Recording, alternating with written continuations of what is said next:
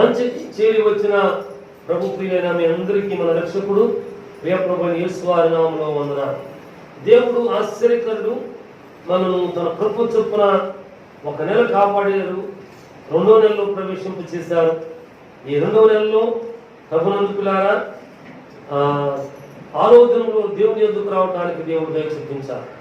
దేవుని వాక్యాలు మనం అనేకమైన వాటిని మనం చదువుకుంటున్నామండి. అందుకొరకు దేవుని స్తోత్రాలు. గడిచిన దినమందు దావీదు కీర్తనం యెషయా 52వ అధ్యాయం చదువుకున్నాను, ప్రార్థన చేసుకున్నాను. ఈ దినమందు యోహాను పత్రిక మొదటి పత్రిక 5వ అధ్యాయాన్ని నేను చదువుకుంటానికి దేవుడు దయ చూపించారు. మొదటి యోహాను పత్రిక 5వ అధ్యాయం చదువుకునేందుకు దేవుడు దయ చూపించారు. ఈ 5వ అధ్యాయంలో చాలా శ్రేష్టమైనటువంటి సత్యాలను యోహాను భక్తుడు తెలియచేశారు. అంటున్నాడు కదా 6వ వచనం, నీళ్ల ద్వారాను రక్తం ద్వారాను వచ్చిన వాడు ఈయన, అనగా యేసుక్రీస్తే. ఈయన నీళ్లతో మాత్రమే కాక నీళ్లతోనూ రక్తముతోనూ వచ్చును. ఆత్మ సత్యము గనుక సాక్ష్యమిచ్చువాడు ఆత్మయే. సాక్ష్యమిచ్చువారు ముగ్గురు, అనగా ఆత్మయు నీళ్లను రక్తమును, ఈ ముగ్గురును ఏకీభవించి ఉన్నారు. ఈ ముగ్గురు ఏకీభవించి ఉన్నారట. సాక్ష్యమిచ్చే పరమరక్షకుడు, బాప్తిస్మమిచ్చే పరమరక్షకుడు నీళ్లతోనూ రక్తముతోనూ వచ్చారట. కాబట్టి ఈ నీటి ద్వారాను రక్తము ద్వారాను మనము కడగబడి దేవుని ప్రియము కావలసిన అవసరత ఉంది. దేవుని స్తోత్రం. ఈ రీతిగా దేవుని వాక్యాలను చదువుకుంటూ ప్రభునందుకున్నారా ముందుకు వస్తే 14-15 వచనాలు ఓ ప్రభునందుకున్నారా మరి కొంచెం సేపు ధ్యానం చేయడానికి దేవుడు నేర్పించారు. 14 వచనము 15 వచనం, ఆయనను బట్టి మనకు కలిగిన ధైర్యం ఏదనగా ఆయన చిత్తానుసారంగా మనం ఏది అడిగినను ఆయన మన మనవి ఆలకించునన్నదియే. మనం ఏమి అడిగినను ఆయన మన మనవి ఆలకించునని మనం ఎరిగిన ఎడల మనం ఆయనను వేడుకొనినవి మనకు కలిగినవని ఎరుగుదుము. దేవునికి స్తోత్రాలు. ప్రభునందు ప్రియులారా ఆయన చిత్తానుసారంగా ఏది అడిగినా సరే ప్రసాదించే దేవుడు. మంచిది. ఇది మొదటి సత్యము నేను ఈరోజు ఆలోచన చేసుకున్నాను. రెండవది ప్రభునందు ప్రియులారా మనం ఎరిగిన ఎడల మనం ఆయనను వేడుకొనినవి మనకు కలిగినవని ఎరుగుదాం. ఆలకిస్తాడు, కలిగి ఉంటాం అంతే. అయితే ఎప్పుడు అడగటమేనా, ఎప్పుడు పొందుకుంటమేనా? మనము చేయవలసిన పని, నేను చేయవలసిన పని ఏది కూడా లేదా? సంఘము చేయవలసిన పని ఏది కూడా లేదా అని కొన్ని ప్రశ్నలు వేసుకున్నానే. అయితే సంఘము కూడా మనము కూడా మరి కొన్నింటిని పొందుకుంటానికి విడిచిపెట్టవలసిన అవసరం ఉంది. వదిలిపెట్టవలసిన అవసరం ఉంది. ప్రభునందుకులారా దేవుని జీవ గ్రంథంలో ఈ మాటను బట్టి ఒక ప్రశ్న వేసుకున్నాను. దానికి ప్రతిగా అనేక సందర్భాలు జ్ఞాపకంలోకి దేవుడు తీసుకుని వచ్చారు. మనం విడిచిపెట్టాలి. విడువము ఏది విడిచిపెట్టాలా? అవిధేయతను విడిచిపెట్టాలా? ప్రార్థనహీనతను విడిచిపెట్టాలా? అవిశ్వాసమును విడిచిపెట్టాలా? అపనమ్మకాన్ని విడిచిపెట్టాలా? దైవదృష్టిని విడిచిపెట్టాలా? స్వనీతిని విడిచిపెట్టాలా? ప్రభునందుకులారా ఇంగ్లీష్ అంటారు ఫాల్స్ ప్రెస్టేజ్ అంటారు. మేమండి మా ఇల్లు చాలా మంచిది, మా తమ్ముడు చాలా మంచోడు, మా నాన్న చాలా మంచోడు, మా అమ్మ చాలా మంచిది, మా బాబాయ్ చాలా మంచోడు, మా చెల్లెడు చాలా మంచోడు, మేము ఓ ప్రభునందుకులారా ఇటువంటివి చాలా వింటూ ఉంటాను. ప్రభునందుకులారా ఫాల్స్ ప్రెస్టేజ్. ప్రభునందుకులారా మేమా ఓ కాదు, దానిని కూడా మనం విడిచిపెట్టాలి. నాకు చాలా మంది ప్రియులు చెప్పారు, అయ్యా మా బిడ్డలు అమ్మో చాలా బంగారాలండి అని చెప్పిన తండ్రులను తనను నేను ఎరుగుతాను. అయితే ఓ వారి బిడ్డల యొక్క జీవనయాత్ర నేను చూచాను, గమనించాను కూడా. దేవుని బిడ్డ, దేవుడు ప్రతి మనవుని ఆలకిస్తున్నాడు. ఇక ముందు కూడా ఆలకిస్తాడు. ప్రార్థన చేస్తున్నావు కదా, విశ్వాసం ఉంచావు కదా, నిరీక్షణ ఉంచావు కదా, నీవు విడిచిపెట్టవలసినటువంటివేవో ఫాల్స్ ప్రెస్టేజా, స్వనీత, నాలో నుండి నేను అనేది లేదు, ఫలానా వాళ్ళ ఉంది, వీళ్ళలో ఉంది, ఓ స్వనీతి వచ్చేసింది, దేవుడు స్వనీతి ఉండకూడదని చెప్తున్నాడు కదండి అని చెప్పి ప్రభునందు ద్వారా చెప్పుకుంటూ ఉంటుంటాం. అయితే స్వనీతి వచ్చిందా శ్రమ ఎక్కువైపోతుంది, స్వనీతి వచ్చిందా శోధన ఎక్కువైపోతుంది, స్వనీతి ఫాల్స్ ప్రెస్టేజ్ వచ్చిందా ప్రతి విషయము నిన్ను తన్నుతూ ఉన్నట్లుగా నువ్వు భ్రమపడిపోతుంటావు. అది నిజముగానే తన్నుతుంటుంది. ప్రభునందు గారు ఈ కుటుంబంలోనే మహాప్రార్థనా బిడ్డ ప్రభునందులారా ఇప్పుడు ఒకసారి చెప్పినట్టుగా గుర్తుంది నాకు. ఆ గ్రామంలో 6 లక్షలు సంపాదించుకున్న తర్వాత తేలిక 40 మంది రక్షణ సంపాదించుకున్నారు ఆ గ్రామంలో. నేను వచ్చిన తర్వాత కూడా ఆ 40 మందిలో తేలిగ్గా 30 మంది దేవుని యొద్దకు వచ్చేటువంటి వారు. అయితే మన ఇంటిలో ప్రతి సంవత్సరము 10 గ్రామాల్లో 11 చోట్ల ప్రతి సంవత్సరం సెప్టెంబర్ అక్టోబరు ఈ నెలలో విశ్వాసులు కూటాలు పెట్టుకునేవాళ్ళు, ఎవరు ఉపవాస దినాలు పెట్టుకునేవాళ్ళు. ఆ ఇంట్లో 3 రోజులు ఉపవాస ప్రార్థన జరిగాయి. తర్వాత వేసవ కాలంలో తన కష్టపడే దాన్ని బట్టి కూటాలు పెట్టే జరిగేది. ఆ కూటంలో భారం అంతా కూడా ప్రియులు తీసుకునేవాడు. కానీ నేను ప్రార్థన చేస్తున్నాను, దేవుడు నాతో మాట్లాడుతున్నాడు, దైవ ప్రత్యక్షతనిస్తున్నాడు అని స్వనీతిలోకి పడిపోయాడు. ఎట్లన్నా కానీ ప్రభువులారా, ఒక ఆదివారం ఏదైనా పని చేత రాలేకపోతే మరుసటి ఆదివారం వచ్చాయా చాలా రోజులు అయిపోయినట్టున్నాయా దేవుడి బిడ్డలను దేవుడి మందిరాన్ని చూసని బాధపడిపోయేవాడు. ప్రభువులారా, స్వనీతి ఫాల్స్ ప్రెస్టేజ్ వచ్చింది. ప్రభువులారా, శ్రమ వెంబడి శ్రమ, వేదన వెంబడి వేదన, వినే ప్రతి మాటకు తరుముతున్నట్లు బాధ. ఇంట్లో 2 కుమార్తెలు 1 కొడుకు. ఈ కొడుకు ఏదైనా చేస్తే తన జీవితం నష్టానికే చేసినట్లు బాధ. చాలా బాగా తగినాయి ప్రభువులారా. తగినాయి. ఏమైపోయారు అంటే క్రమంగా ఇక్కడ కాదు అని చెప్పి అయ్యగారు ప్రార్థన చేస్తారు, అమ్మగారు ప్రార్థన చేస్తారు, ఈ బిడ్డ ప్రార్థన చేస్తారు, ఇట్లా తిరగటం ప్రారంభించాడు. ఏంటి నాయన అని ప్రార్థన చేస్తే ప్రభువులారా, కొద్ది రోజులు ఉపవాసం ఉన్నానో లేదో నాకు గుర్తులేదు, కానీ ప్రార్థన చేయడానికి పరమరక్షకులు నేర్పించారు. అప్పుడు పరిసయ్యుడు సుంకరి గురించి దేవుడు నాకు బోధపరిచాడు. పరిసయ్యుని వలె స్వనీతిలో ఈ బిడ్డ పడిపోయాడు అని దేవుడు తెలియచేశాడు. ఓ అయ్యా, ప్రార్థన పెడతారా? తప్పకుండా. నాకు దేవుడు బయలుపరిచిన తదనంతరము ఈ దాసు రావడం జరిగింది. 3 రోజులు కూడికలు పెట్టాం ప్రార్థన, ఉపవాస ప్రార్థన. ఆ 3 రోజులు పరిసయ్యుడు సుంకరుని గురించి మాత్రమే ఆ కుటుంబానికి బోధపరచడానికి దేవుడు నేర్పించాడు. ఆఖరికి అన్నాడు, అయ్యా నిజమే, ఈ 3 రాత్రులు 2 పనులు మీరు చెప్పిన వాటిని కూడా నాకు సవ్యంగా సరిపడినాయ్యా అని చెప్పాడు. ప్రభునందుకులారా, కానీ దాని నుండి బయటపడలేకపోయారు. ఒక 2 నెలల క్రితం ఎప్పుడో ప్రభునందుకులారా ప్రభు దగ్గరకు కొంచెం జ్వరం వచ్చింది. ప్రభునందుకులారా దేవుని దగ్గరకు వెళ్ళిపోయాడు. ఆ గ్రామం నుండి వచ్చే తనకు ఫోన్ చేశాడు, అయ్యా ఇట్లా ప్రభు దగ్గరకు వెళ్ళిపోయాడయ్యా, రేపే సమాధి కార్యక్రమం. నేను ఎక్కడో ఉన్నాను, తప్పకుండా వస్తానని చెప్పాను. ఎక్కడ ప్రార్థన అంటే ఎక్కడ ఉపవాసం గుడికంటే అక్కడ, మందిరంలో ప్రార్థన ఉంది అంటే ప్రార్థన విడిచిపెట్టిన వాడు కాదు. ఇన్ని మాటలు సజీవ సాక్ష్యం ఎందుకు చెప్పాలంటే, దేవుని బిడ్డ ఈ చదువుకున్న వాక్కులకు అనుగుణంగా నీ ఒకవేళ మంచిగా ఉంటుంటే దేవుని స్తోత్రం, వందనాలు.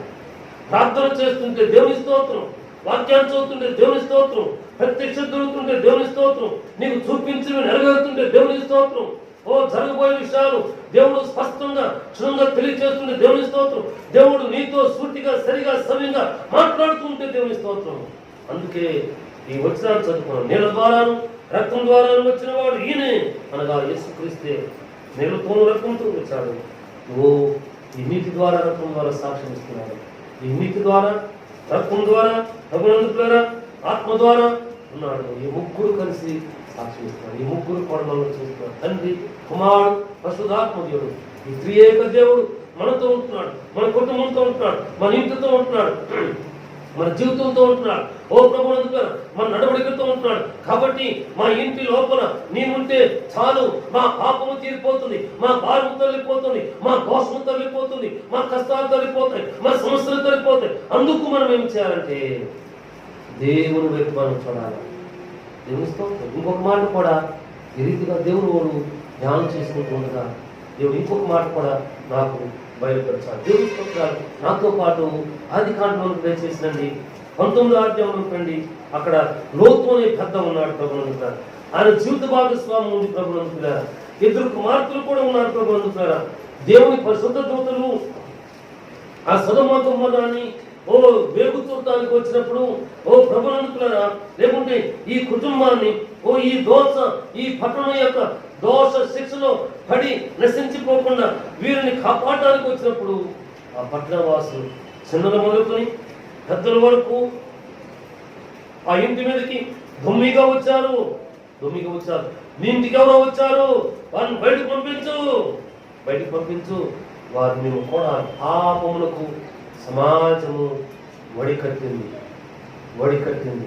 అవును, మన కుటుంబంలో కూడా పాపములకు, అన్యాయములకు, అక్రమములకు, దైవ భయము లేని జీవితములకు, పరిశుద్ధత లేని జీవితములకు వడికట్టిన వారు మన కుటుంబంలో ఉంటున్నారు ప్రభువునందుకున్నారా. వారి కొరకు సంఘం ప్రార్థన చేస్తుంది, మనం ప్రార్థన చేస్తాం.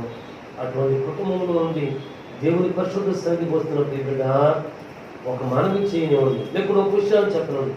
ఆ పాపం ఏది కూడా నిన్ను అంటకుండా ప్రార్థన చేస్తే నీవో నీ కుమారుడు, నీవో నీ బిడ్డో, లేకుంటే నీవో నీ తల్లో, లేకుంటే నీవో నీ తండ్రో, లేకుంటే నీవో నీ సహోదరుడు ఆ పాపములో మీరు భాగస్తులు కాకుండా ప్రార్థించువారుగా ఉండండి.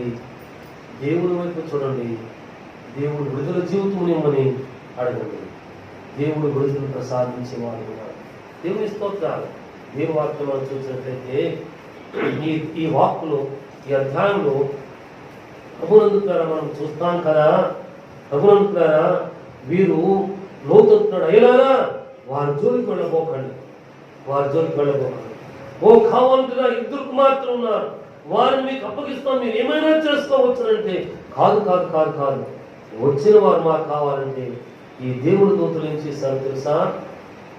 లోతును లోపలికి లాగి తలుపు వేయగానే వీరు గుడ్డివారైపోయారు.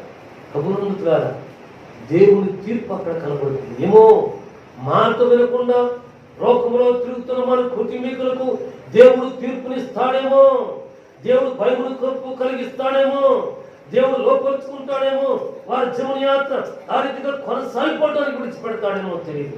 కానీ నీటి ద్వారాను, రక్తం ద్వారాను, ఆత్మ ద్వారాను పవిత్రపరిచి బలపరిచిన ఆ దేవుని యొక్క పరిశుద్ధత మనకు ఎల్లప్పుడూ ఉండాలని మనం అడుగుదాం. విడిచిపెట్టవలసిన వాటిని మనం విడిచిపెట్టకు సాగు చేయాలని మనం దేవుణ్ణి అడుగుదాం. ప్రభువునందుకున్నారా దేవుని స్తోత్రాలు. అయితే 17వ వచనంకి వచ్చేసరికి అంటాడు కదా, ఆ దూత వారిని వెలుపలకు తీసుకుని వచ్చిన తర్వాత ఆయన నీ ప్రాణం దక్కించుకున్నట్లు ఆరిపం వెనుకకు చూడవద్దు. ఇక్కడ ఈ మాట చాలా గొప్పది. ప్రభువునందుకున్నారా వెనుకకు చూడవద్దు, జరిగిన విషయాలు ఆలోచన చేయవద్దు, పదే తలంచి నీవు దేవునికి దూరం చేసుకోవద్దు. నా జీవితంలో కూడా చాలా జరిగినాయి. చాలా మంది పిల్లలతో, నా సహోదరులతో కష్టాలు చెప్పుకున్నప్పుడు, ఇరుకులు చెప్పుకున్నప్పుడు, ఇబ్బందులు చెప్పుకున్నప్పుడు నేను కూడా నా అనుభవాన్ని చెప్పాను. ప్రభువునందుకున్నారా పుల్పాకులో జేమ్స్ గారు ఉన్నారు. ఆయన దగ్గరికి వెళ్ళాను. నా గురించి నేను ఏదో చెప్పబోతుంటే ఆయన కొన్ని విషయాలు చెప్పన్నారు. అయ్యా పెద్దబాబు, ప్రభు అని ఒక మంచి మాట అన్నారు, వెనుకున్న వాటిని మరిచి ముందున్న వాటి కొరకై వేగిరి పరమన్నారు. ఇటువంటి జరుగుతూ ఉంటాయి. నా జీవితంలో కూడా ఇటువంటి గోడు జరిగినాయి, ఇప్పుడే జరిగినాయి. అయ్యగారు అనేది లెక్క లేకుండా జరిగాయి. వీటన్నిటిని మనం విడిచిపెడతాం, దేవుని వైపు. ఆ మాటకు ఒక్కసారి ఎక్కడ లేని ప్రశాంతత దొరికింది నాకు. ఇక్కడేమనంటే నీ ప్రాణము దక్కించుకున్నట్లు పారిపోము, నీవు వెనుకకు చదువు. వెను తిరిగి చూడవద్దు తండ్రి తల్లి తమ్ముడు చెల్లి, విడిచిపెట్టు. దేవుని కృపను వెతుకు, దేవుని సందులో దేవుని వైపు చూడు.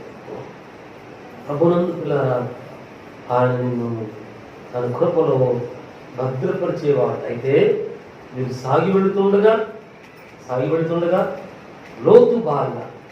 లోతు జీవిత భాగస్వామి ఏమి చేసిందంటే 25వ వచనంలోకి సాగి వెళదాం. చూడండి ప్రభునందు పిల్లారా, ఆ పట్టణములను, ఆ మైదానం అంతటిని, ఆ పట్టణములలో నివసించే వారందరినీ, నేలమొలకులను నాశనము చేశాను. అయితే లోతు భార్య అతని వెనుక నుండి తిరిగి చూచి ఉప్పుస్తంభమాయను. లోతు భార్య సాగి వెళుతున్నారు. 2 కుమార్తెలు, అల్లుళ్ళు, వారు కలిగినతో సాగి వెళుతున్నారు. ఏమో ప్రభువా చెప్పిన మాట నిజమే, జరిగిందో లేదో అని చెప్పి లోతు జీవిత భాగస్వామి అతని వెనుక నుండి, అంటే అడుగులు వేస్తూ 2 అడుగులు ఆలస్యంగా వేసింది అనమాట. వీరు కొంచెం ఒక 3 అడుగులు 4 అడుగులు ముందున్నారు తన కుటుంబం. ఆ అమ్మ కొంచెం వెనకాల ఉంది. తిరిగి చూసింది. దేవుని మాట మీరినందుకు అక్కడనే ఉప్పు స్తంభం అయిపోయింది. దేవుని సంతానమా,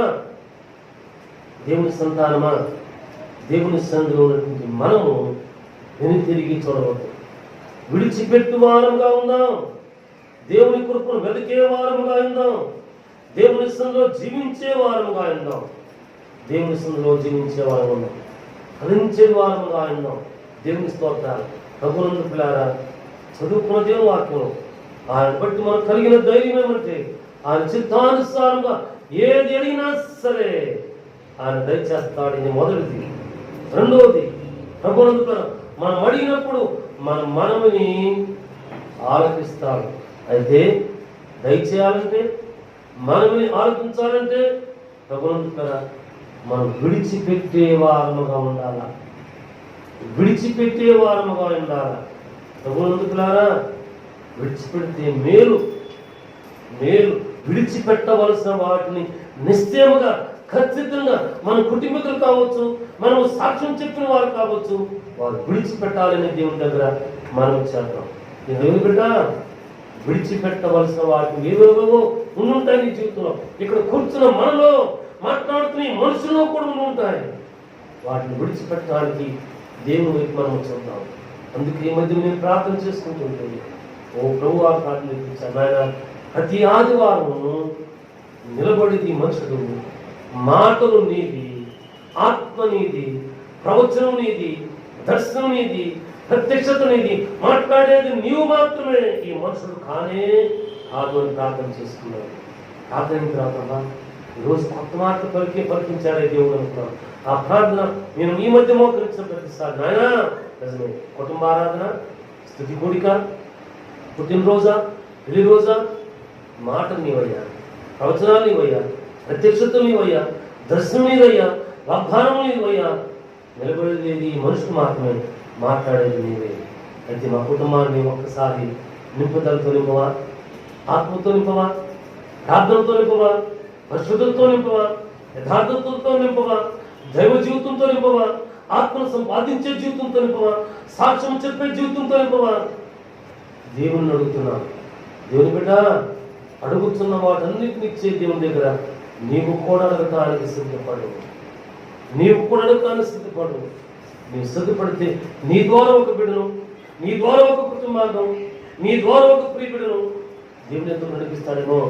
పరలోకము నీ ఫలం అధికమవుతుంది కదూ, ఆశీర్వాదం అధికమవుతుంది కదూ. ప్రభునందుకులారా, ఆశీర్వాదం కొరకైనా నీవు రక్షణ లేని ఒక కుటుంబం కొరకు, ఒక ప్రీతి కొరకు నీవు అడగవలసిన అవసరం. అడుగు వాటన్నిటినీ కూడా ప్రభునందుకులారా ఆ చిత్తానుసారంగా ఏది అడిగినప్పటికీ కూడా అది అనుగ్రహిస్తాడు. అయితే అడుగుతున్నటువంటి మనము విడిచిపెట్టవలసినటువంటి వారముగా మనం ఉంటాం. ఇశ్రాయేలీయులను నడిపించడానికి పరమ తండ్రి మోషేతో గొర్రెలు కాచుకుంటున్న మోషేతో నీ చెప్పులను విడువు అని చెప్పాడు ప్రభువును చెప్పాడు. అవునా? అవును. నాతో పాటు నిర్గమాకాండం చదవగల ప్రియబిడ్డలు ఓ దేవుని వాక్కును స్పష్టంగా గట్టిగా ఓ ప్రభువును చదువుతూ ఉండండి. ప్రభువును నిర్గమాకాండము 3వ అధ్యాయం 5వ వచనం మనం చదువుకున్నట్లయితే మోషే తన మేనమామ గారి యొక్క గొర్రెలను మేపుతూ ఓ దేవుని పరిశుద్ధ పర్వతమైన ఓ దేవుని సన్నిధికి వెళ్ళాడు. ప్రభునందుక గొర్రెలు మేస్తున్నాయి. గొర్రెలు సంఘములకు సాదృశ్యంగా ఉంది. ప్రభునందుకన ఓ సంఘములకు సాదృశ్యంగా ఉంది. ఈ గొర్రెలు మేస్తుంటే కూర్చున్నాడు. ఒక రాయిని చూసుకుని ఒక నేల చూసుకుని దేవుని వాక్యం చదువుతాం. ప్రభునందుకన మోషే గ్రంథం నిర్గమాకాండం 3వ అధ్యాయం 5వ వచనం చదువుతారు. చదువు.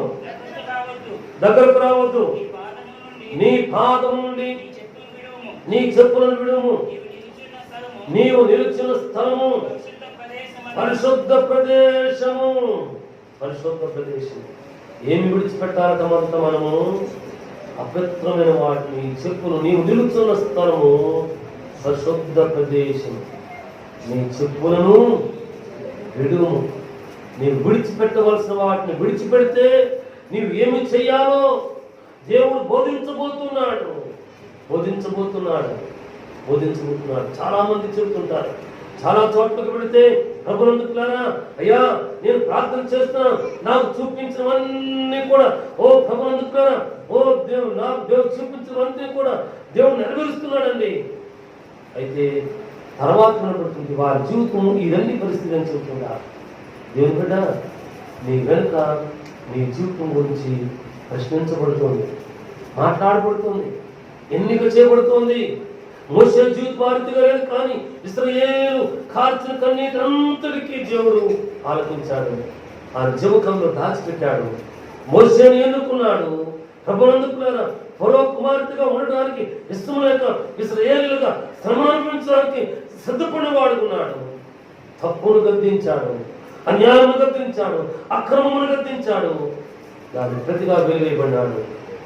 ఓ దూరం వెళ్ళిపోయాడు. అయితే తన మామగారి యొక్క గొర్రెలను నమ్మకంగా ఏలుబడి చేస్తున్నాడు, లేకుంటే మేపుతూ ఉన్నాడు. అవును, దేవుని ప్రేమించేవాళ్ళైనా దేవుని వాక్యం మనం చదువుకున్నాడు కదా. ఇతరు నన్ను ప్రేమిస్తున్నావా? అందరికంటే అవునయ్యా ప్రేమిస్తున్నానని చెప్పాడు.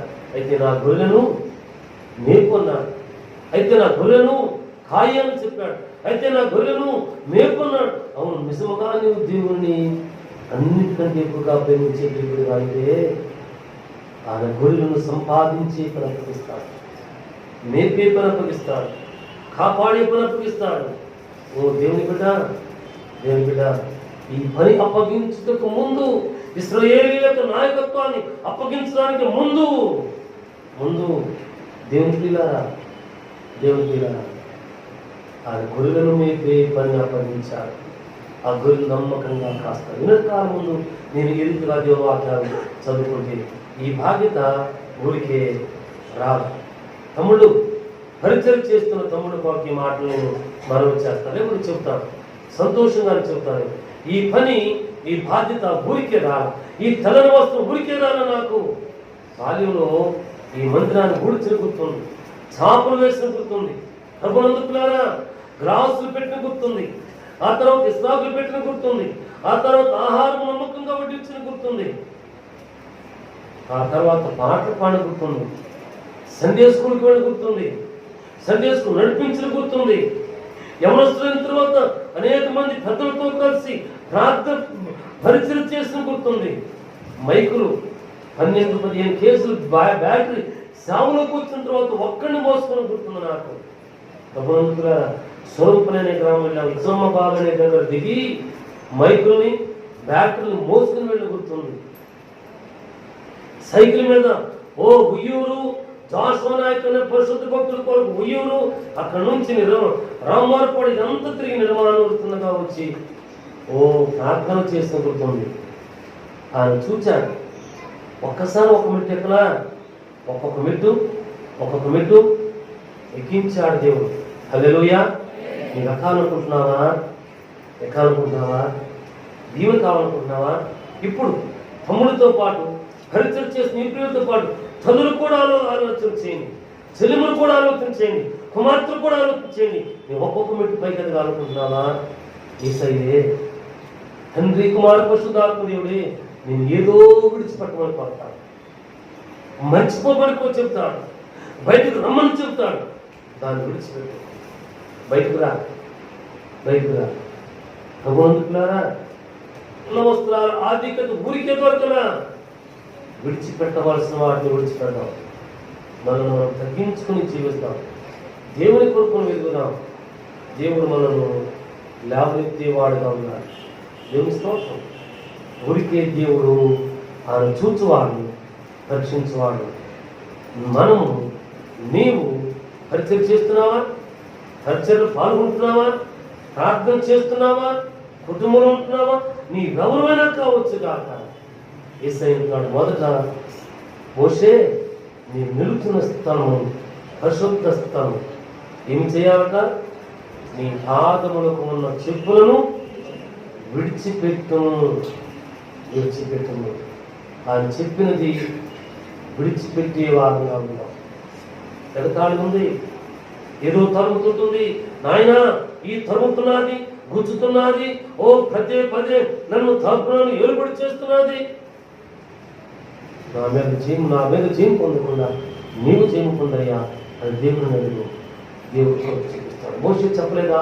చెప్పాడు, అయ్యో నేను నత్తివాడు స్వామి, మాట చేత కాదయ్యా అని చదివించాను. అవును, మీరు కూర్చున్నప్పుడు మోకరించినప్పుడు నాయన ఫలానా బిడ్డకి మాట్లాడటం చేత కాదు,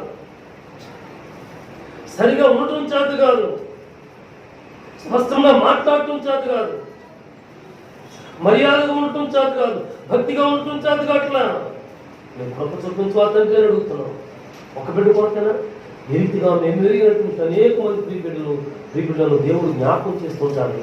ఆయన అలా పిల్లలు చూడాలయ్యా, నువ్వు ఈ కుమార్తెను చూడాలయ్యా, ఈ తల్లిని చూడాలయ్యా. నువ్వు దేవుడు వింటున్నవాడు. దేవాక్యంలో ఆయన బట్టి మనకు కలిగిన ధైర్యం ఏమంటే ఆయన చిత్తానుసారంగా మనం ఏదైనాను ఆయన మనవి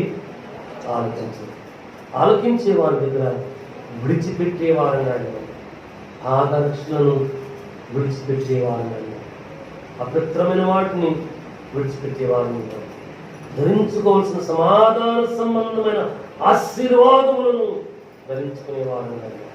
నాతో పాటు ఎఫెసీయులకు రాసిన పత్రిక 6వ అధ్యాయం 15వ వచనం చదువుతున్నాను చూడండి. ప్రభువులారా,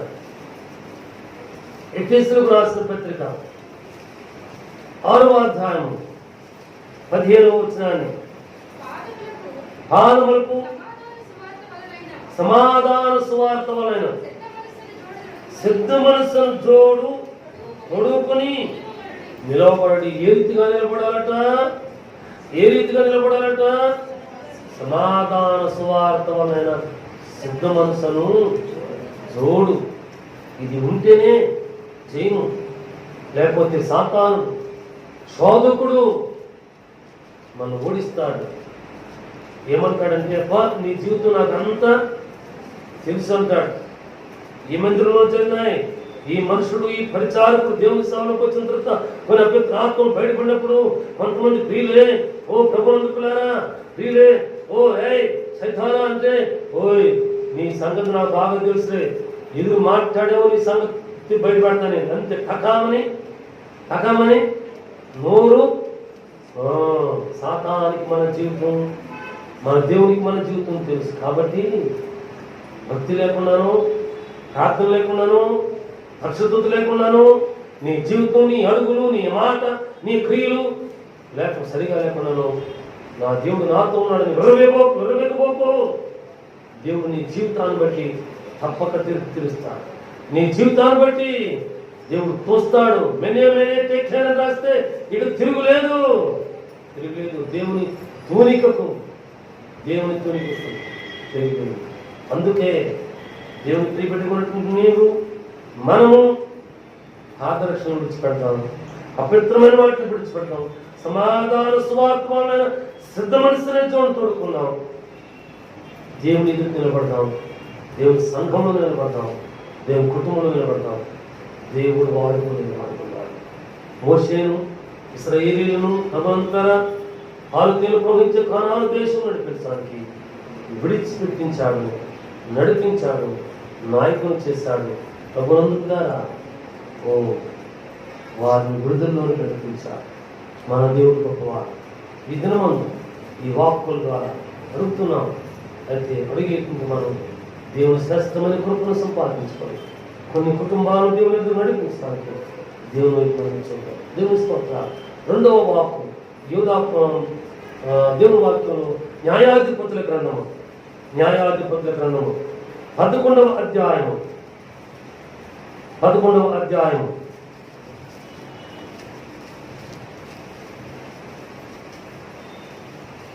29వ వచనం నుండి దేవుని మాట మనం చదివితే, యెహోవా ఆత్మ యెఫ్తా మీదికి రాగా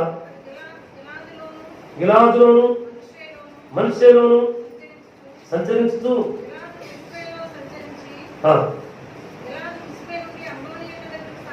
సాగు.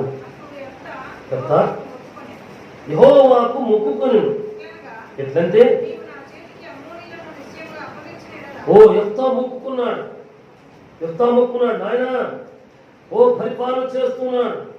నాయన నేను యుద్ధానికి వెళుతున్నానయ్యా. వెళుతున్నట్టు నాకు ఎవరిని అప్పగించాలట? అమ్మోనీయులు కనుక, నా శత్రువైన వారిని కనుక నా చేతికి నువ్వు అప్పగిస్తే, అమ్మోనీయుల యుద్ధ నుండి క్షేమముగా తిరిగి వచ్చినప్పుడు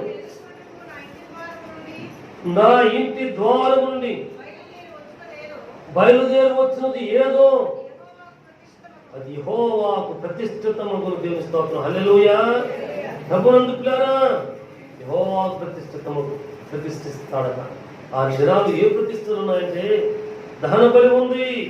ప్రభునందుకులారా, ప్రతిష్ఠించడానికి గొర్రెను మేకను శ్రేష్టమైన దాన్ని ప్రథమ ఫలమైన దాన్ని ప్రతిష్ఠించేసేటువంటి వారు యుద్ధానికి వెళ్ళారు.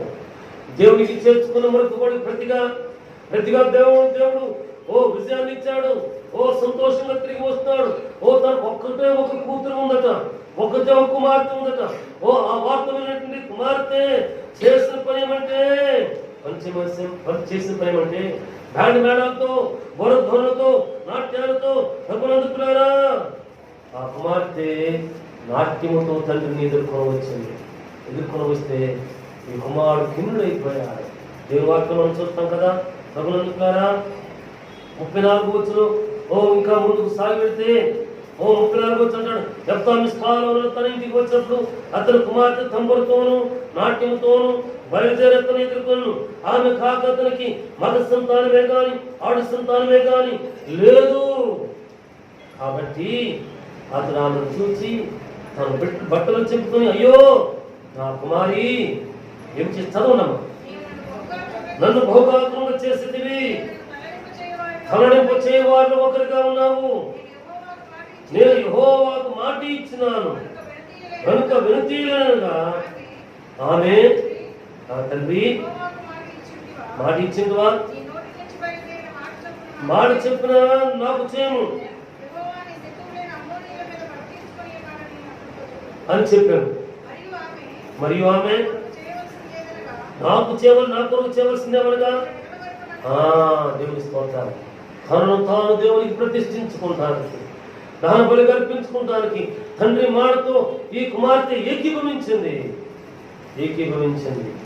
అంటుంది కదా. నాయన, దేవునికి మాట ఇచ్చావా?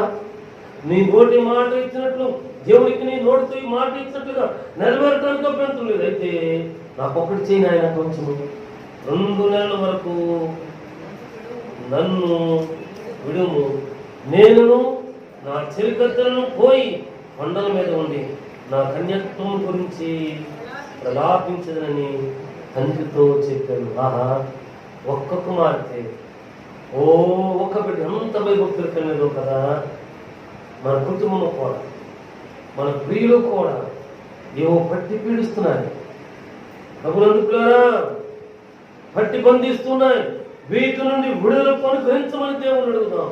ఈ కుమార్తె దేవుని ప్రియులారా, దేవుని సన్నిధిలో తండ్రి మాట చొప్పున లోపడటానికి, తండ్రి మాట చొప్పున జరిగించడానికి తను 2 నెలలు విడువమని సెలవించింది.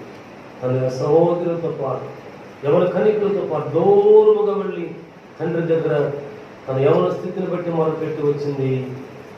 తిరిగి వచ్చింది.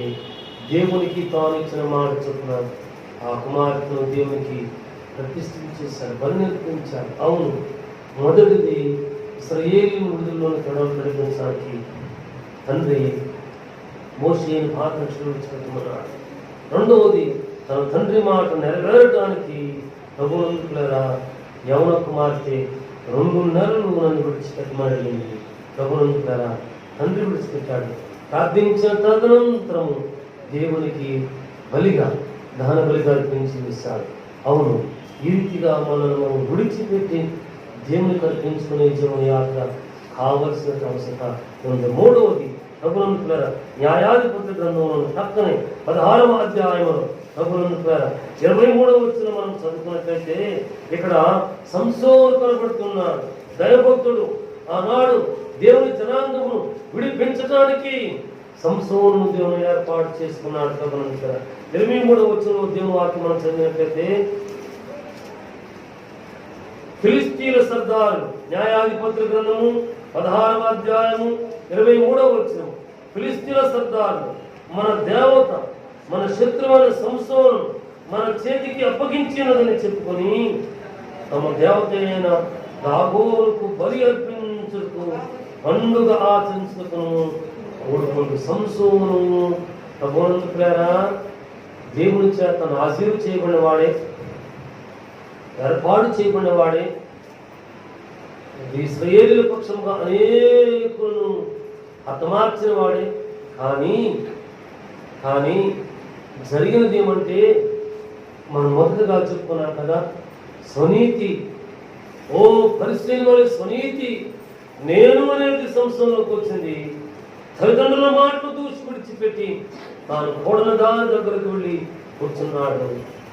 ఆయమ్మ అడిగిందయ్యా, నీ బలము నీ శక్తి ఎక్కడుందో నాతో చెప్పమని అడిగితే ప్రభునందుకల ప్రాణం మీద విసికి చెప్పాడట. తర్వాత మీరు ఆ అధ్యాయాన్ని జాగ్రత్తగా చదవండి. దేవుని బిడ్డ నీకు ఎదురయ్యే పరీక్షకు, శ్రమకు, దుఃఖానికి, వేదనకు, రుణగ్రస్త జీవితానికి, అవమానానికి విసికి ప్రాణం తీసుకోబోతున్నావా? లేదు లేదు, ప్రాణం నీది కాదు, ప్రాణం మనది కాదు కాదు. ప్రభునందుకారా ఒక ఆయన గుంటూరులో చాలా పెద్దవాడు. తన జీవితంలో ఏవో పొరపాట్లు జరిగినాయి. శత్రువు తరుముతూ ఉన్నాడు. అయితే జరిగింది ఏమంటే ఈ శత్రువులు విజయవాడ, రాజమండ్రి, హైదరాబాదు, కర్నూలు తిరుగుతున్నారు. ఏ హోటల్లో కాకున్నాడు అని చెప్పి ఈ పెద్ద చేసిన పని ఏంటో తెలుసా? తన ఇంటికి 1 కిలోమీటర్ దూరంలో ఉన్న గుంటూరులో ఒక మంచి హోటల్ ఉంది. ఆ హోటల్లో ఒక సూట్ తీసుకుని దాంట్లో ఉండిపోయాడు. ఎవరికి కూడా తెలియదు. అది తెలిసిన పెద్ద ఆయన ఇట్లాగే మేము దేవుని ప్రియులు కలిసి అన్నాడు కదా, దేవునికి భయపడి యథార్థతను ఒప్పుకొని దేవుని కొరకులో పశ్చాత్తాపడితే ఆ తన్నుతున్న వారిని దేవుడు తన పక్షముగా యుద్ధం చేసేవాడు. ప్రాణం మీద ప్రీతి చేత హోటల్లో నెల రోజులు ఉండాల్సినంత అవసరం ఉంది అని చెప్పారు. అవును, దేవుని బిడ్డ ప్రార్థించేవారు, సాక్ష్యం చెప్పేవారు, జీవగ్రంథాన్ని వచ్చేవారు, ఆయన చిత్తానుసారంగా ఏదడిగినా మనం పొందుకుంటున్నవారు ప్రాణం మీద విసిగిపోకూడదు, నీ కుటుంబం మీద విసిగిపోకూడదు, నీ బిడ్డల మీద వ్యతిరేకంగా మాట్లాడబోకు, నీ ప్రియ బిడ్డల మీద దోషణ పలుకుపోకు, నాశన పాత్రుడు అనుకోకు. అనేక ప్రాంతాలు ఈ మాట నేను మాట్లాడకూడదేమో, అనేక ప్రాంతాలకు వెళుతుంటారు కదా, తండ్రులు మాట్లాడుతుంటారు వారి కుమారుల గురించో కుమార్తెల గురించో, రే నాశన కూడా రారా అని అంటుంటారు. అబ్బా ఆ మాట ఉన్నప్పుడు చాలా నేను ఇదవుతుంది. అదే నాన్నగారు కాదు, కొంతమంది బూతులు మాట్లాడుతూ ఉంటారు. బూతులు తెలుగులో సంస్కృతం అంటూ ఉంటారు కదా, భయంకరంగా మాట్లాడుతూ ఉంటారు. మరి కొంతమంది అంటారు, నీ వల్ల ఏంట్రా, నాది ఇదేనా, బా నీ వచ్చేటప్పుడు తెలేదుగా, నీ వెళ్ళేటప్పుడు బయలేవుగా, నీ వచ్చిన దాన్ని వెళ్ళావను నిజంట కనుక నమ్మవద్దు. ఈ జీవితంలో దేవుని బిడ్డ వాక్యానుసారముగా ఈ మాటను గమనించండి. నీవు వచ్చేటప్పుడు ఏమీ తేడా, వెళ్ళేటప్పుడు ఏమన్నా చేయొచ్చు. ఆ కోర్టు సంపాదించు, వడ్డీలు సంపాదించు, చక్రవడ్డీలు సంపాదించు. ఈ మధ్య బిట్ కాయిన్ వచ్చిందట దేవుని పిల్లారా. ఆ బిట్ కాయిన్ ద్వారా చాలా మంది సంపాదించుకున్నారు. నేను వింటున్నాను, 10 రూపాయలు పెడితే 10 లక్షలు అయిపోతుందంట. చదువుకునే వాళ్ళు తెలుస్తాయి కొన్ని బిట్ కాయిన్, గోల్డ్ కాయిన్. నువ్వు ఎంత సంపాదిస్తున్నావో, సంపాదించింది ఎవరెవరికి పెడుతున్నావో అదంతా లెక్కలేదు. అదంతా నీ దగ్గరకు నీతో రాదు. బ్రతికుండగానే వేసుకుంటారు. ఏమంటారు, నువ్వు చచ్చిపోయిన తర్వాత మేము పంచుకోవాల్సిందేగా, సంపాదించి మాకు మేము తీసుకోవాల్సిందేగా, ఏం చేసుకుంటా అని అడుగుతారు కదా. ఇప్పుడు దేవుని బిడ్డ వీటన్నిటినీ విడిచిపెట్టు, దేవునికి సమర్పించుకో. దేవునితో ఉంది. పరమ తండ్రి, పరమరక్షకుడు దేవుని విడిచిపెట్టమంటున్నాడు. ఆ దాన్ని విడిచిపెట్టు, దైవ చిత్తములకు అప్పగించుకోవాలి. ఏది కూడా నీకు రాదు. యమన కుమార్తె యెఫ్తా కుమార్తె, నాయన నువ్వు దేవునికి మాట ఇచ్చావా? నీ నోటి నుండి వచ్చిన మాట నెరవేరటానికి నాకొక్కటి చెయ్యి, నన్ను 2 నెలలు విడిచిపెట్టు. తన యవన సోదరుడితో పాటు దూరంగా వెళ్ళి తన యవన స్థితిని బట్టి ప్రార్థించింది. తిరిగి వచ్చింది. ప్రభునందుకులారా తండ్రికి అప్పగించుకుంది. తండ్రికి దేవుడు దేవునికి ఇచ్చిన మాట చెప్పడం నెరవేర్చాడు. అవును కదా. ఇటువంటి జీవన యాత్ర అనుకుంటే మనం విడిచిపెట్టి దేవుని కొరకు జీవన నమ్మకంగా జీవిస్తే దేవుడు మనను దీవించేవాడు కనుక ఈయన సజీవ సాక్షి, ఆయన కుమార్తె సజీవ సాక్షి. విడిచిపెట్టబడిన కుటుంబం కాదు, నిలబడిన కుటుంబం. అవును ప్రభునందు కదా. ఫాల్స్ టెస్ట్ చేసుకుని ముందుగా చెప్పుకున్నాను. మన గురించి మనం, మన బిడ్డల గురించి మనం, మా తమ్ముడి గురించి నేను, మన చెల్లెల గురించి మనం, మా ఇంటి వారి గురించి మనం అందరూ మంచివాళ్ళమే. కానీ నాశనం వెంటాడుతోందిగా, కరువు వెంటాడుతోందిగా, రుణం వెంటాడుతోందిగా, అవమానం వెంటాడుతోందిగా, తల ఎత్తుకోని స్థితి వెంటాడుతోందిగా. అందుకే దేవుడు సల్లించిన దాన్ని విడిచిపెట్టి దేవుని చిత్తానికి లోపడతాం. ప్రభుత్వ ద్వారా ఒక వాక్యాన్ని చదువుకుందాం. ఇర్మియా గ్రంథంలో 15వ అధ్యాయంలో కొన్ని మాటలు ఉన్నాయి, చూడండి. సందర్భానుసారంగా చదువుకుంటే మీరని ఆశపడుతున్నాను. ఇర్మియా గ్రంథము 15వ అధ్యాయము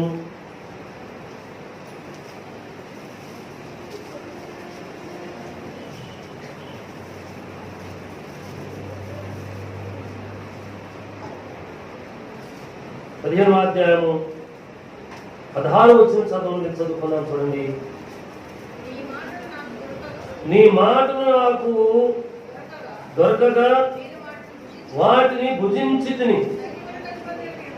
సైన్యములకు అధిపతి యెహోవా దేవా, నీ పేరు నాకు పెట్టబడిను. నీ మాటలు నాకు సంతోషము, నా హృదయములకు ఆనందమును కలుగు చేయుచు ఉన్నది. దేవుని స్తోత్రం. దేవుని మాటలు, దేవుని సన్నిధి సంతోషాన్ని ఆనందము కలుగు చేస్తాయట. కాబట్టి ఈ మాటలను మనం పూజిస్తాం. ఈ మాటలకు అనుగుణంగా మనం విడిచిపెట్టి దేవుని వైపు మనం చూద్దాం. దేవుని కొరకు వెతుకుతాము, దేవుని కొరకు వృద్ధిలదాము. దేవుడు మనము దీవించి ఆశీర్వదించేవాడు ఉన్నారు. దేవుని స్తోత్రాలు. 4వ సత్యము హెజెకియెలు గ్రంథంలో చదువుకున్నాను. 21వ అధ్యాయము ప్రభునందు 6, 7, 8 వచనాలు మనం చదువుకుంటున్నాం. కావున ప్రభునందు హెజెకియెలు గ్రంథము 21వ అధ్యాయము 6, 7-8 వచనాలు చదువుతోంది. కావున నరపుత్రుడా, ఇప్పుడు ఏం విడవాలట? ఇశ్రాయేలును విడిపించడానికి పాదరక్షణ విడిచిపెట్టమన్నాడు. ప్రభునందులారా, ఓ యెఫ్తా కుమార్తె తను తాను సజీవయాగముగా బలి అర్పించుకుంటానికి 2 నెలలు విడిచిపెట్టమని కోరుకుంది. దేవుని స్తోత్రం. 4వ సత్యం ప్రభునందులారా, 4వ సత్యం. ఓ దేవుని వాక్యం మనం చూసినట్లయితే నిట్టూర్పు విడిచిపెట్టాలట. నిట్టూర్పు విడిచిపెట్టాలి. ఏ విప్పు? ఓ దేవుని నిట్టూర్పు. నాయన, ఈ జీవితం జరిగింది, ఈ రీతిగా జరిగిందయ్యా, నా జీవన యాత్ర రీతిగా ఉందయ్యా, నా కుటుంబం ఈ రీతిగా ఉందయ్యా, నా సంఘం ఈ రీతిగా ఉందయ్యా. ఓ నిట్టూర్పు, కన్నీటి ప్రార్థన. ఒక మాట మీతో చెప్పడం, కష్టాలు కన్నీరు జ్ఞాపకం చేసుకుని ఒళ్ళు మని ఏడిస్తే ప్రార్థనలో సమానంగా అది నిట్టూర్పు అవుతుందా? అది కన్నీరు అవుతుందా? అది దేవుని దగ్గరికి లేకుంటే మరవుతుందా? కాదు.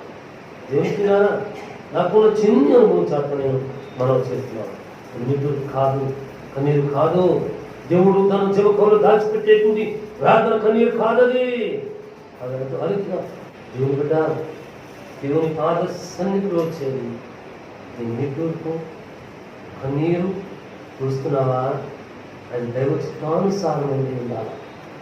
అందులో పత్రికలో పెడితే పరమరక్షకుడు అన్నాడు దైవ చిత్తానుసారమైన దుఃఖము రక్షణార్థమైన మారు మనసును కలిగిస్తుంది. ఏ నిట్టూర్పు విడుస్తున్నావు? ఏ కన్నీరు విడుస్తున్నావు? దేవుని దగ్గర ఏదో గ్యారంటీ పెట్టబోకు, లేకుంటే లింక్ పెట్టబోకు. ఈ గృహంలోనే ఒక అమ్మ, మా బాల్యంలో అమ్మగారితో దేవుడు గొడవపడి నడిచి వస్తుంది, నువ్వు దేవుని మందిరం కట్టించమని చెప్పాడట. కట్టించమని చెప్తే అది చదివించుకుని అయ్యగారు మరే పలానోళ్ళు నా దగ్గర అంత తీసుకుని అది ఇస్తే ఈ దేవుడి మందిరం కట్టిస్తా అని చెప్పిందట. ఆ రీతిగా మరి దానికి నీవు దేవుడికి ఇవ్వవలసిన దానికో, నిట్టూర్పు విడవలసిన దానికో, నమ్మకంగా ఉండవలసిన దానికో, విడిచిపెట్టవలసిన దానికో, నీవు ఇంకో దానికి లింక్ పెట్టుకోకు. నీవు విడిచిపెట్టవలసిన దాన్ని తప్పకుండా విడిచిపెట్టేసాయి. కన్నీరు విడివాలా, కన్నీరు విడిచిపెట్టు. ఈ విడిచారు పూర్తిగా చదవండి. వారు చూస్తుండగా నీ నడుము బద్దలైనట్లు మనోదుఃఖముతో నిట్టూర్పు విడుము, విడిచివేమని వారు నిన్ను అడగగా నీవు సమాజము వచ్చుతున్నదను దుర్వార్త నాకు వినపడది. అందరి గుండెలు చూడు, ఆయన సమకాలము నుండి నేను బయటకు తీసుకుని వస్తాను. అందుకే ఇస్రాయేలు భక్తులు కన్నాడు కదా, దుర్వార్త ఒకటి చెప్పాడు. సమకాలం వచ్చింది. ఓ దేవుని రాకడ కాలం వచ్చింది. ఓ దేవుడు పరీక్షించే కాలం వచ్చింది. ఈ కాలంలో మనము దేవుని ఎదుట కుడిపార్శ్వమున గొర్రెల గుంపులో నిలబడాలి. కాబట్టి నిట్టూర్పు విడిచిపెట్టి కన్నీరు విడిచి ప్రార్థన చేయవలసినటువంటి సమయం వచ్చింది. ఖాళీగా ఉంటున్నావా? ఖాళీగా ఉన్న సమయంలో 10 నిమిషాలతో ప్రార్థన ప్రారంభించు. అది 15 నిమిషాలు దేవుడు చేస్తాడు. 15 నిమిషాలు ప్రార్థన చేస్తుండు. దాన్ని 20 నిమిషాలు చేస్తాడు దేవుడు. 20 నిమిషాలతో ప్రారంభించు, దాన్ని 30 నిమిషాలు చేస్తాడు. ప్రతిగా దేవుడు ఏం చేస్తాడంటే జరుగుతున్న విషయాలు, జరగబోతున్న విషయాలు, సంఘ విషయాలు, నీ కుటుంబంలో రక్షణ లేకుండా హైందవ ధర్మంలో వచ్చి ఉంటే హైందవులు కానీ రకరకాల పనులు చేస్తున్న వారికి వాటిని విడిచిపెట్టడానికి దేవుడు బోధిస్తాడు. నువ్వు చెప్పవు, నాకు తెలిసిన ఒక దేవుని బిడ్డ ఉంది. ప్రభువుని కలిగి మౌనంగా ఆ జీవగ్రంథం చదువుకుని ప్రార్థించేది. నిత్యము పూజలు, యాత్రలు, లేకుంటే వ్రతాలు చేసే ఆ తల్లి బిడ్డ చేసే పనులు బట్టి పూజలు ఒక్కొక్కటి తగ్గించి ఆ తర్వాత దేవుని సన్నిధికి మాట్లాడిందండి. వచ్చేసింది. హల్లెలూయా, హల్లెలూయా. నీవు దేవుని సన్నిధికి ఒక ఆత్మను నడిపించడానికి మార్గదర్శి అవుతావు. ఇక్కడ చదువుకున్న నిట్టూర్పు విడిచిపెట్టమన్నారు. అంత మాత్రమే కాదు, ప్రభునందుకరా ఏవో ఇంకా కీడు వస్తుంది. అది వచ్చే ఉంది. కాబట్టి ప్రతి వారి చేతులు బలహీనమైపోతాయి, మోకాళ్ళు నీరైపోతాయి.